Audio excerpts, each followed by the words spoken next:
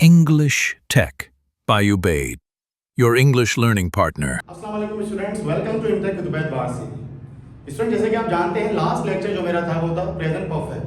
So today I am going to teach you about present perfect continuous and I will make it very easy for you. You have to just keep focus and keep watching me. Student, सबसे पहले आप देख सकते हैं present perfect continuous, what it's definition, इसे इस्तेमाल क्यों करते हैं और कब करते हैं। Let me tell you. As you can see the definition I have written here, आप जूम करके भी इसे देख सकते हैं। Present continuous is used to express action which started in the past and still continued। यानी वो काम जो हमने माजी में कभी शुरू किया था और वो काम अभी तक जारी और सारी है। इसके अंदर हम बात करते हैं स्पेसिफिक टाइम की और ड्यूरेशन ऑफ टाइम की।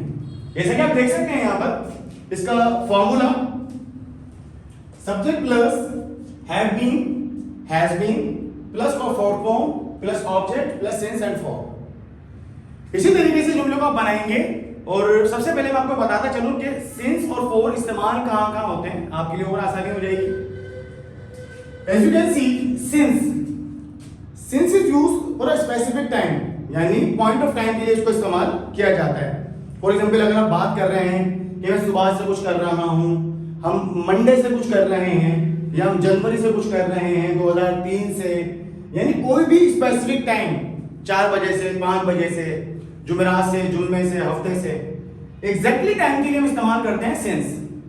On the other hand if you see for is used for the duration of time, यानी किसी भी पीरियड के लिए इस्तेमाल किया जाता है, टाइम पीरियड के लिए, 2 महीने के लिए, 4 महीने के लिए। As you can see written here, for many days, for 2 years, for 5 days, for a week, for a decade, for 2 hours, for many years, इनके लिए इस्तेमाल करते हैं for। अच्छा स्टूडेंट, कुछ सेंटेंसेस मैंने आपको यहाँ पर उर्दू में दिए हैं और इन्हें मैं आपके सामने ट्रांसलेट भी करूंगा, और ये मैंने सेंस और for के इस्तेमाल से ही बनाए हैं। 2 सेंटेंस में मैंने सेंस इस्तेमाल करना है, 2 सेंटेंस में मैंने for इस्तेमाल करना है। लेट्स सी, और आप भी गेस कर लीजिएगा कहां पर क्या इस्तेमाल होगा। इन्हें आप देखते रहिएगा, इनकी आप प्रैक्टिस करते रहिएगा, और ये प्रैक्टिस के अलावा नहीं आ सकते। The more you practice the better it is. So let's practice over the sentences right now. The first sentence is, मारूफ 5 महीनों से मुझे तंग कर रही है। The translation is, Maroof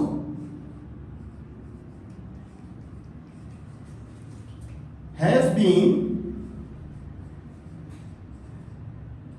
disturbing me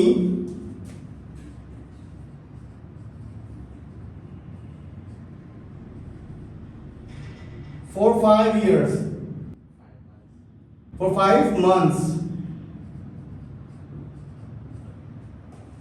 The first sentence, Maruf has been disturbing me for 5 months. As you can see, the Maruf is third person singular. तो जब singular होता है तो वहां पर हैज बीन का इस्तेमाल करते हैं, ना कि हैव बीन का इस्तेमाल करते हैं। और ये लेक्चर के एंड में आपको बताऊंगा कि मैं कहां पर आप हैव बीन यूज करेंगे और कहां पर आप हैव बीन यूज करेंगे। द अदर सेंटेंस इज, वह सुबह से मेहनत कर रहा है। वह has been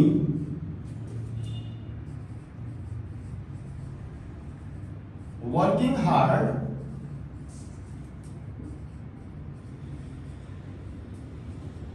since morning। वह सुबह से मेहनत कर रहा है। Waj has been working hard since morning। The third sentence is, Romesa 2 घंटों से पढ़ा रही है। रोमेसा 2 घंटों से पढ़ा रही है।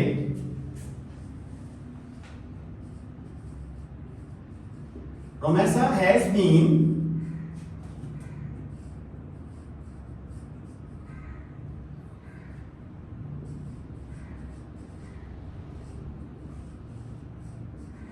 teaching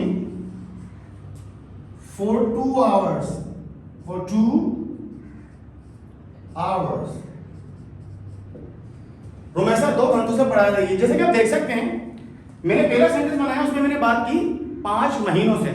it's a period of time, it's a duration of time, and that's why I used for here. Other sentence, वह सुबह से मेहनत कर रहा है। तो यहां पर मैंने फॉर के बजाय सिंस का इस्तेमाल किया, क्योंकि आप यहां पर देख सकते हैं सिंस के साथ हम क्या यूज करेंगे। द लास्ट सेंटेंस इज हम कल रात से इम्तिहान की तैयारी कर रहे हैं.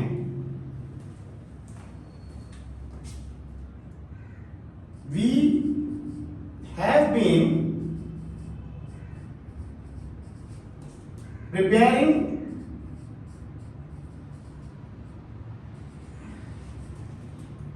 for exam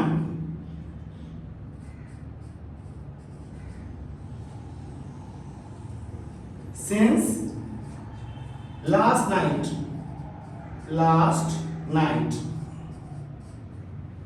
आप देख सकते हैं जो मैंने सेंटेंसेस बनाए हैं और इनके अंदर तकरीबन कॉन्सेप्ट्स क्लियर हैं स्टूडेंट्स के. और आप मुझे जरूर बताइएगा कि कितने कॉन्सेप्ट्स आपके प्रेजेंट परफेक्ट कंटीन्यूअस को लेकर क्लियर हुए.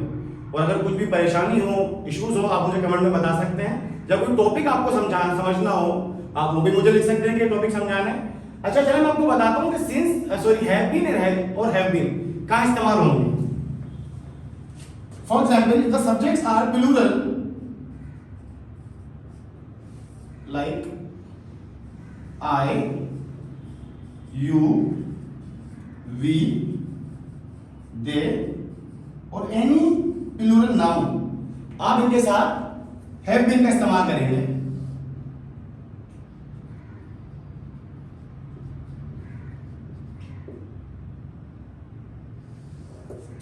और अगर आपके सब्जेक्ट से singular, for example he, she, it or any singular name you would like to use has been.